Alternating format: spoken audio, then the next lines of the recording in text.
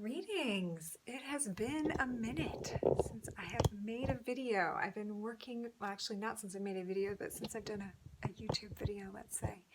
I have been loading so many videos on my app, which is located through the App Store by downloading the Passion IO Education app and typing Bliss Me. So eventually it will have its own link at the App Store, but right now you can go there. If you want to purchase a subscription or try the 14-day free trial that's available right now, I encourage you to go to the link below. It is the blissme.passion.io web link page. You can go ahead and sign up. 14-day free trial on the app. Jump in, find out how the tools that I have put there can support you in this journey. I'm so excited. So thank you for joining me. I thought, hey, it's a new moon today, it's Aries, it's spring, it's new beginnings, and I wanted to just kind of start fresh and pull some cards. See what the cards are saying, fill out some of the energies, just have a little connect time here as we have a new beginning. Planets are all going direct. It's actually a really yummy new beginning energy. So let's see what we have for the collective. We'll start with the Nature Spirit deck. Sweat Lodge is coming up. Whew, the purification. I have been going through some of that myself. There's definitely the need to purge a little bit and purify. The flowing river talks about going with the flow, that things are starting to move in the direction of your dreams. And if you just allow yourself to move with that flow, and if there's something in the way, you might want to do a little detox. Spring is a great time to detox your liver anyway. If you check out in my acupressure videos below, you can find some good liver points, liver and gallbladder points that are really great for this time of year to help you to cleanse. I've been cleaning my bloodstream the last little bit because I had some skin stuff come up, and I just, skin stuff is all about our identity, how we identify ourselves, and sometimes when skin stuff comes up, we are going through a questioning of that identity, how we really see ourselves, how we want to be seen in the world, and that's definitely been happening to me. The skin also goes through a shedding process when issues come up with it, which I'm living in the desert right now, so I am going through a bit of a lizard sort of regenerative time, so I thought it was pretty symbolic that I've had some skin stuff. I actually had a major allergic reaction to a bandage. Kind of weird. But latex is a funny substance. So I've been doing a lot of juicing and green drinks and yeah, just a lot of cleansing, using some different herbs and so forth. So you might feel the call to that, and also the flowing river. And I want to read what the flowing river says here. It's about everything falling into place because you're not resisting the drift of the great river of life.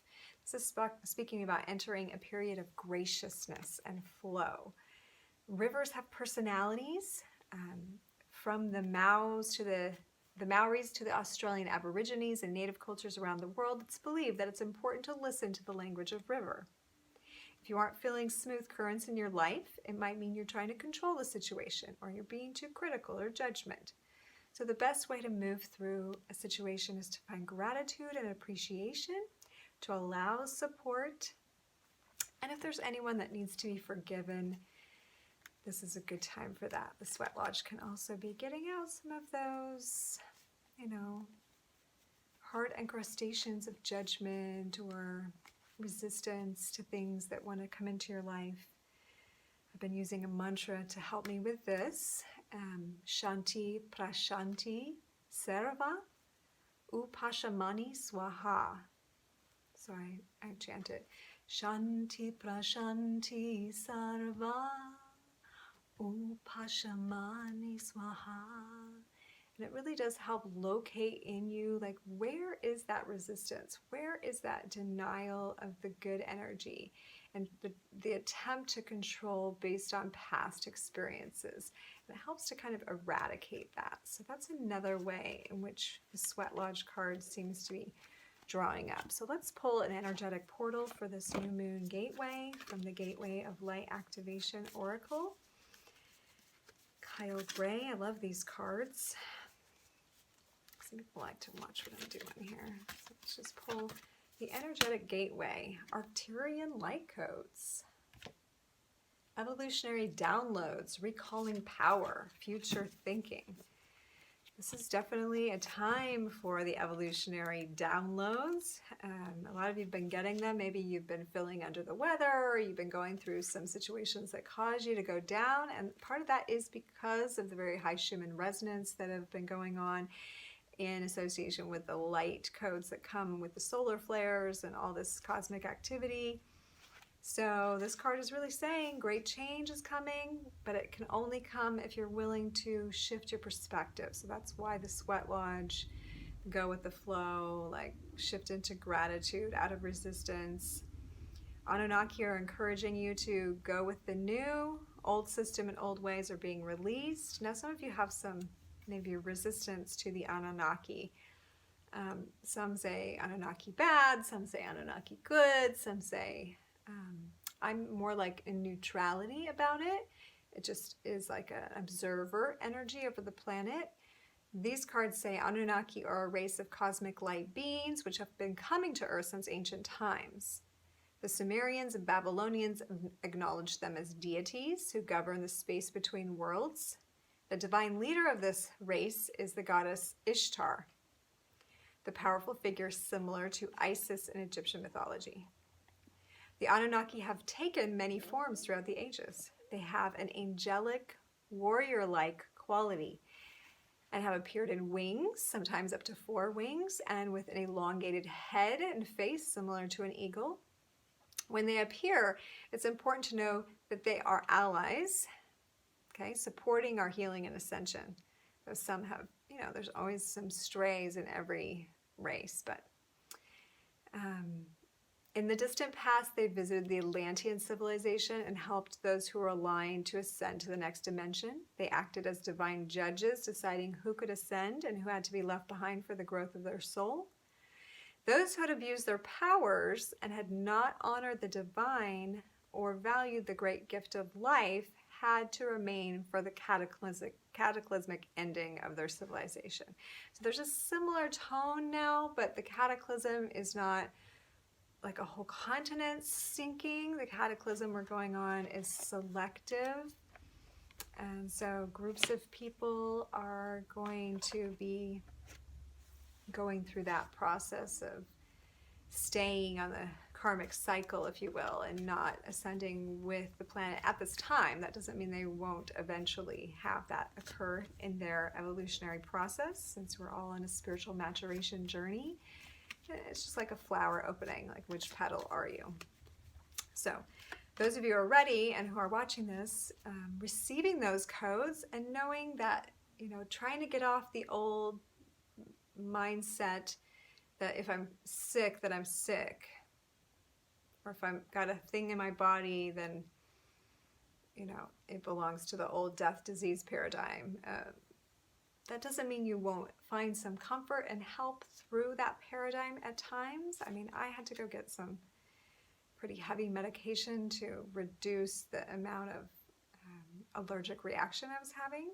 Even though I don't like to do that, I had to, use the alchemy there of Western medicine and natural medicine to bring me into a different reality. So sometimes we need to do that, but our mindset can be, hey, I'm using this to catapult me through this healing process.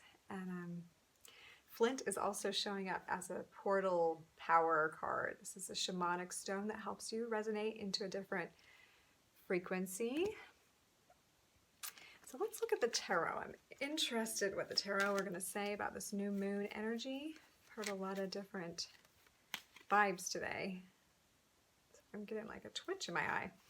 Okay, so let's look at what are the dominant frequencies collectively for this new moon that we can tap into. And that might mean 1, 2, or all 3. I'm going to pull 3 cards here.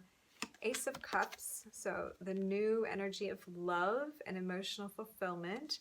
That definitely is here for us with this new energy, what you're going to run toward, what you're going to open your heart to. I told 2 more coming out. Ooh, the Lover's card, 2 of Cups. And Three of Pentacles, teamwork.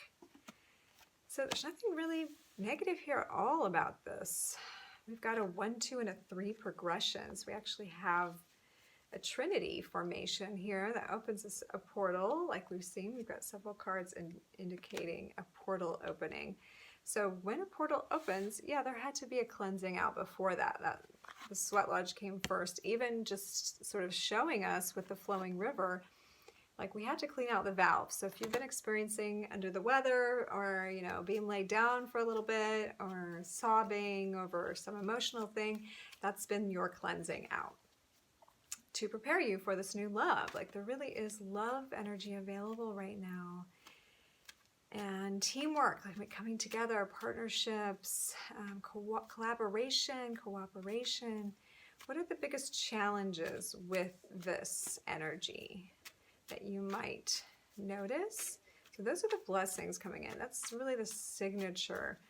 And we've got, in the Two of Cups, the Catechist is showing like a balanced life force energy with the wings. This is equivalent to the chakras all being activated and enlivened. The crown chakra open there, and the wings.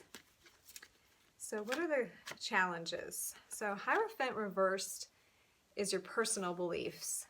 So some of the challenges are going to be what you have been believing. Your personal beliefs might be the only thing that's holding you back right now. And some of that might be from the past. It might be from somebody else's thinking. 7 of Rods. So a challenge might be someone trying to fight you for power. Are you in a power struggle with someone? Do you need to claim that power? That could be a challenge. Are you giving your power away? Are you having to fight for your position to say like who you are and what you're here to do? That's a defining characteristic. And then a challenge might be how big the love is. How big the love is. Queen of Cups. So it's a new experience of the love energy, but Queen of Cups is masterful and is very loving, is queen of emotional fulfillment. And that can be challenging when it's right there and it's easy to like pick it apart. I just watched the Leo King on this new moon, and he was saying exactly that part of this Chiron is here with the sun and the moon in Aries. And as he was saying, we tend to sometimes have a good thing, but find all like the few little bad things that there are and make it a deal breaker. So let's look at what the runes are saying around this new moon. What is the energy of this new moon? And how we can work best with it. So we've got Wunjo, that's the love again. Oh, I keep getting this. We got to work for the love. Aries is the work, hard work with the physical body. Kind of have to work for it. It's there. The Three of Pentacles is also the teamwork, and the Pentacles is in the physical reality. Collaborate in the physical. It's a feeling, and it's there, and it's resonant, but you got to kind of work for it. And what's holding you back is what you might have thought about it before now. And if there's been some sort of having to prove yourself or take your position. And also just like a challenge can be like how loving you are. Like sometimes that can feel like an obstacle to spiritual people because you're trying to have good, healthy boundaries. But you're such a loving person that you have a history of being walked on or something. And so you are challenged to let yourself really be love when the love is there. Definitely feeling that. Okay, now I'm going to pull some I-Ching just to look at the energy shift, the energy change that's going on. So these are the cards of change. So the cards of change. The new moon, what energy is shifting? So the energy is shifting. The 38 hexagram is shifting into what? What is this changing into with this new moon? 36. 38 to 36. It seems like it's taking like a tiny step back. So 38 is opposition. Q. Above is fire and below is lake. Fire above lake. There's no meeting. So opposition is where we have been, okay? Fires rise toward the heavens while the lake flows downward into deepness. There's not a common sphere where they can meet. When people have fundamental differences that cannot be compromised, opposition is inevitable. Small things may be accomplished with care, but expect no success in any great endeavor as long as the players remain the same. So that does sort of point to a player change. So there may be some players changing right now as we move through this. 36 is the Ming eye, okay? It's above earth and below fire, meaning the darkening of the light. Fire under the earth, a time for caution. To survive dark times, one's inner light must be concealed and protected. It does not serve to draw attention to oneself under present circumstances. The work should be done in secret, and the players should appear compliant. The strength is reserved, and future success is more likely. Okay, I'm feeling like there's a third card, because this is the dark phase of the moon where we pull into secrecy and we do the inner work. That's the shadow work that we need in order to pull out of that opposition. So pulling out of opposition is not pulling away, it's integration. So shadow work is indicated there. So once we do the shadow work, 43. So the new moon energy is taking us through this progression, okay? 43 is a breakthrough. Perfect. I pulled an Ace of Swords this morning in one of my pulls. So Kwai is breakthrough, where above is lake and below is heaven. The lake rises to heaven. Evil gives way to good. Now, on a world stage, this is exactly what we want to hear.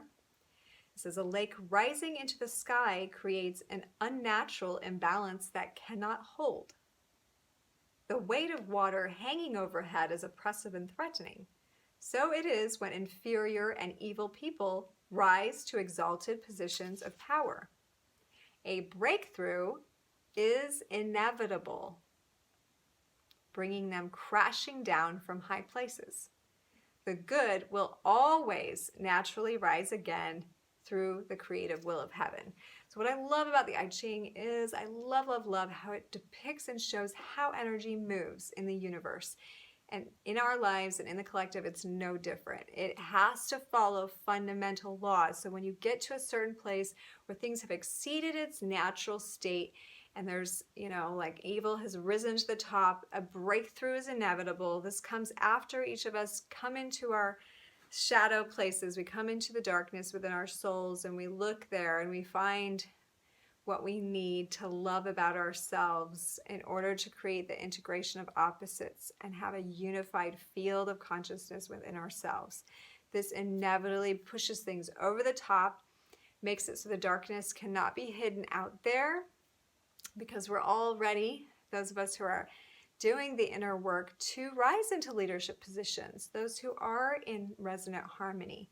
So it's work to love, as the runes say, but the love is there to be had. If we allow the purification, allow the light codes to come in, do the inner work, the breakthrough is inevitable. So we're going to pull a support animal totem for this moon. If you would like your own personal reading for this new moon, please reach out to me via email, which is below in the comments, stasiabliss@gmail.com. Readings are always done by donation, or you can visit my website, blissinthehouse.com, to find me. But we are getting swan beauty. With all this love, why not some beauty? This is card 20, so it's a 2. 2 is a partnership, and we do have the 2 of Cups here. So we've got number 2, beauty is all around us if we care to observe it. It's funny, in this card she is blindfolded, and she cannot even see the beauty she is in. Remember, beauty is highly subjective. Love yourself first and know yourself. Look for the beauty in a situation. That is shadow work to a T. Ask your questions and it'll be answered. So shadow work is really like, what do I hate?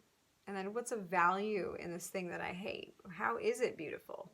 Swan magic is pure and graceful. It's perfect for love workings and when you wish to find more beauty in the world. So we invoke the swan. In yoga, it's the Hamsa. Hamsa is the swan that actually is the third and fourth ventricle of the brain. If you do a cross section of the brain, when that is open in meditation, you see the swan. So the swan is also coming into full presence, harmony with your breath, the inhale and exhale breath. The breath naturally says Hamsa. It is how we liberate ourselves from the material, from the heaviness of the world, the burdens, the dross, and to alchemize all of our experiences for the flight of the expanded mind. So love is the answer, and love is the gift of this new moon. And doing your shadow work to get there. So if you need support in that, I just completed a 4-week intro to shadow work course with an awesome group of about 10 people. And we're just about to open up a 12-week course for shadow work. If that's something that interests you, you can also let me know in an email that you want to know about that. But shadow work is also great to do one-on-one. So if you're interested, blissinthehouse.com or stageofbliss@gmail.com, you can reach out to me. Again, try out my app, 14-day free, by going to blissme.passion.io. Thanks for joining me, and happy new moon. Go get it.